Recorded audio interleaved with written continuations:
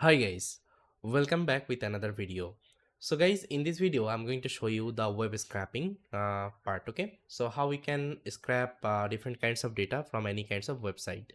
So here I'm going to show you two kinds of scraping. One is like our text data scraping, and another one is our image data scraping. Okay, you can see I have kept two website. So here you can see I have data inside this particular table. So let's say I want to extract all of the data.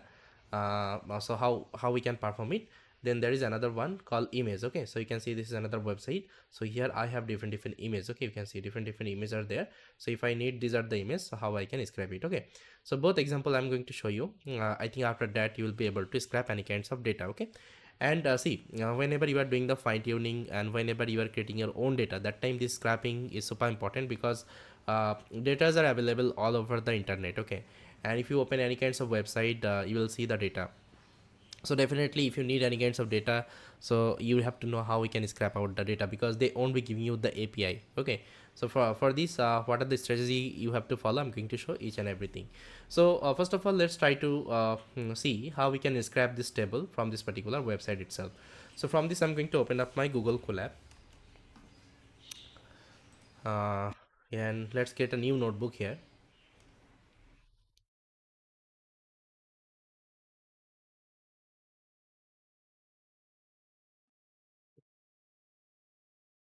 Okay, so here I can name it as text scrapping, and now let's connect the notebook. And to scrap the data, guys, I'm going to use one amazing library from Python called Beautiful Soup. So if you see Beautiful Soup, it is designed for scrapping purpose. So it has actually different functionality. With the help of that, you can easily scrap the data. So first of all, let me import Beautiful Soup. Okay, so here this is my Beautiful Soup. Okay, if you're using Google Colab, you don't need to install it because it is already available. But if you're using local computer, that time you can install it. Okay, it is available in PyPy. Beautiful Soup PyPy. Let me show you.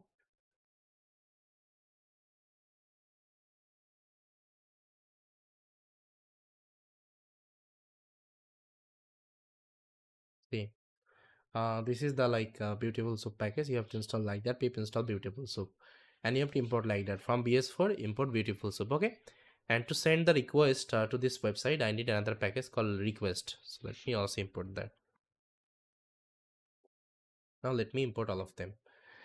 Now let me define the URL, guys. So this is the URL.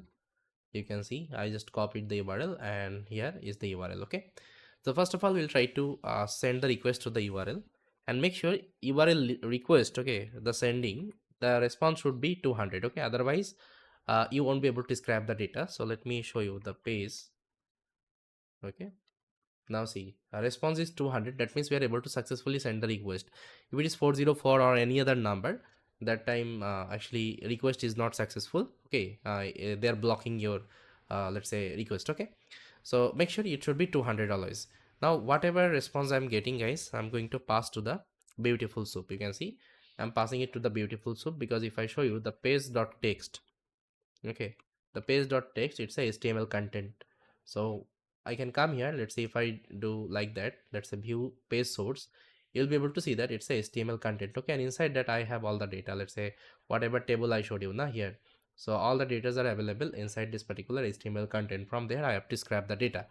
So guys, how we can do it with the help of this Beautiful Soup, we can easily perform that.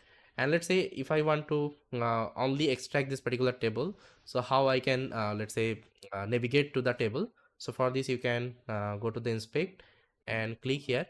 Okay, you can see element, and now you just click here. Okay, let's say I need this particular table. Okay, you can see this table is available here. Inside the table you have all the content. You can see, you can hover. Okay, and this is the table. Okay, you can see this is the table tag. So that's how, guys, I can navigate and I can extract any kinds of content I want. Let's say I need the second table, so just below there is another table, this one. So maybe you can click here. Okay, you can see I can click here. So this is another table. Okay, that's how this is another table. So this website is having three table here, but I need the first one. Okay, so that's why I'm hovering on top of the first one. Okay, now let's grab the data. So again, I will go back here. Now let's say whatever page content I'm getting, I'm passing to the beautiful soup, and this is a HTML, let's say, content. Okay, that's why I'm mentioning it. Now once it is done, now if I show you the soup, you'll see that you got the entire HTML content after refining. Okay, all the HTML content. Great. Now guys, what I will do, I'm going to find the table, because here I showed you all the data are available where into the table section. So let me show you. So I think here in the table section it is available. So yeah, table section. So I have to filter out the table. So what I can do, I can write like that. Uh,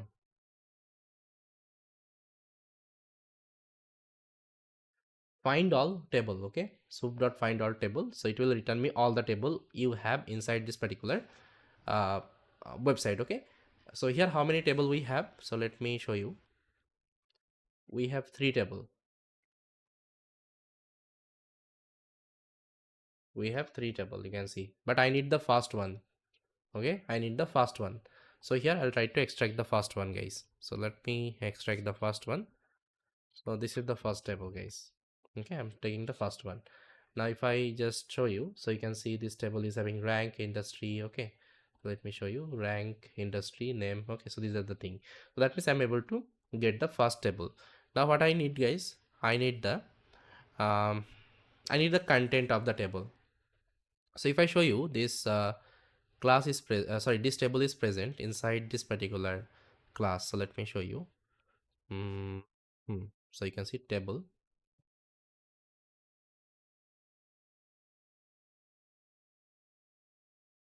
table tag. Where is the table tag? Yeah, so you can see, guys, this class table tag class is wiki table, sortable. Okay, this particular class it is available. So what I will do, I'll only try to extract this particular class. So here I can write like that.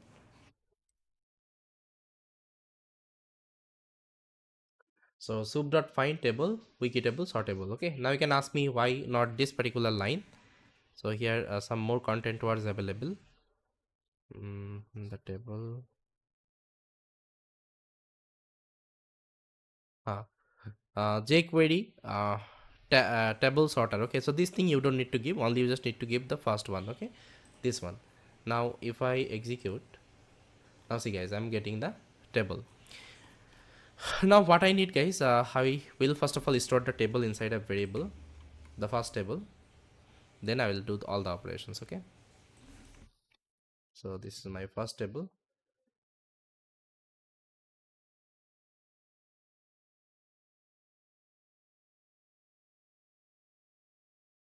So here first of all, let's try to find all the titles. Okay, all the title name.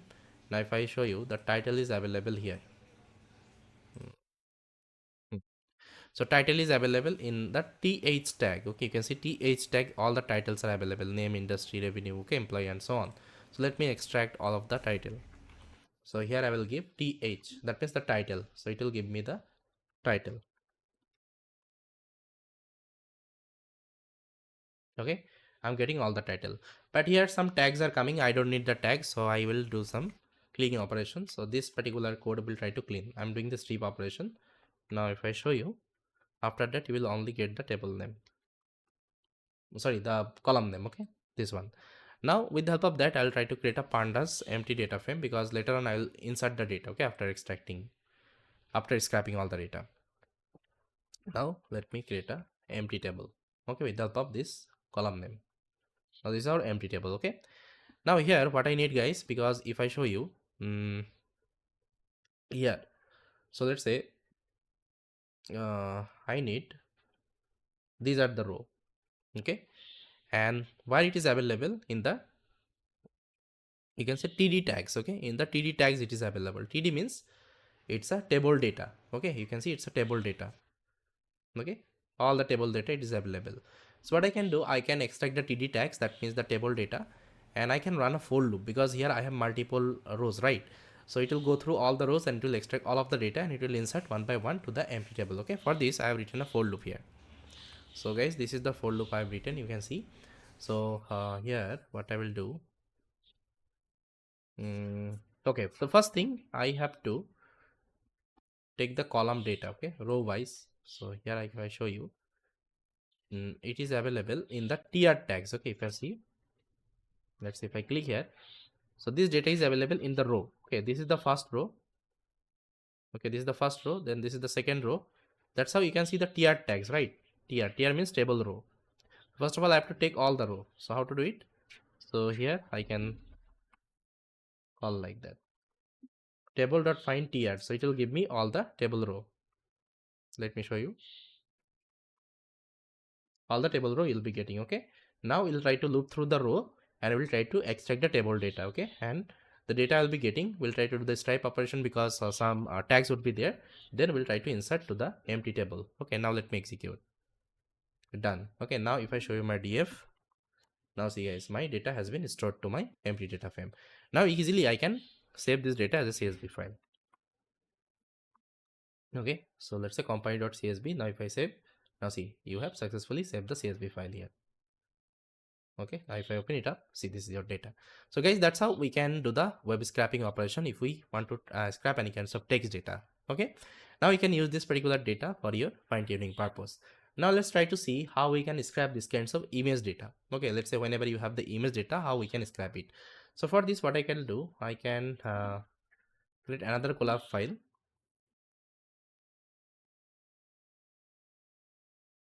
Or maybe instead of creating multiple collab file, I can do in the same collab file. Okay, that would be fine. So this was the text scrapping. Let me comment here.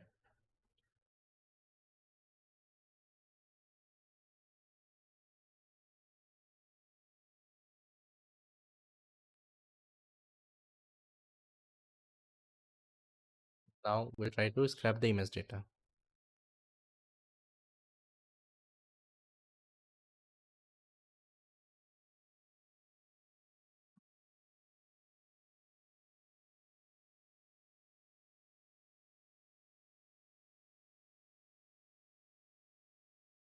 Image data scrapping. Okay.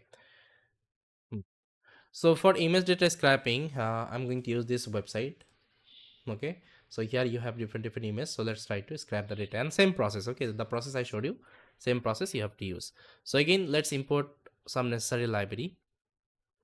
So I need, guys, these are the library operating system request. Okay, beautiful soup again I'm going to use, and URL join from URL lib.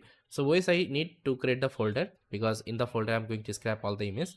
Request for sending the request to the URL, beautiful soup for all the, let's say, refining and let's say to get the response from the website. And this URL parse, because I want to join the image URL, so that's why I need that particular function.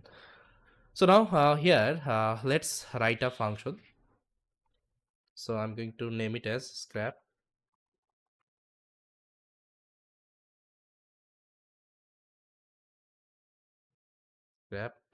images. Okay, so it will take the URL and it will take the folder name. So within which folder you want to save those images. Okay, folder name is equal to, let's say I'm going to define as downloaded underscore images. This is my folder name. Okay, now inside that first of all we'll try to create the folder. So with the help of operating system, I can easily create make directories folder. It will be created. If it is exist, it won't be creating. Okay, so once it is done, I'm going to send the request to the URL. Okay, the URL user will assign. I'll try to send the request. Okay, now let me define the URL here. So here what I can do, let's say this is our URL. So what I did, I copied the entire URL. Okay, and here I pasted it. Now this should be scrap images.